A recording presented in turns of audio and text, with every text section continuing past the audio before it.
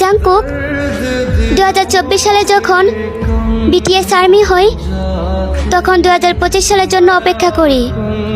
কারণ 2024 সালে আর্মি হয়ে শুনেছি আপনারা মিলিটারিতে, তাই 2025 সালের জন্য অপেক্ষা করি।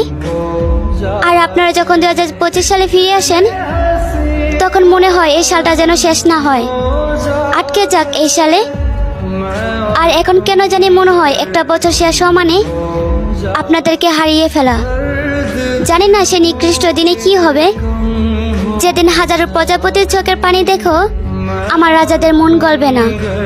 হয়তো থাকতে চাইবে কিন্তু বাস্তবে হারিয়ে যাবে। তারপর এক কালবৈশাখী জ্বরের মতন 7টি রানী এসে বলবে এই 7টি রাজা শুধু একান্তই তাদের। সেদিন হয়তো শুধু দেখবো কিন্তু বলতে পারবো না তারা আমাদের।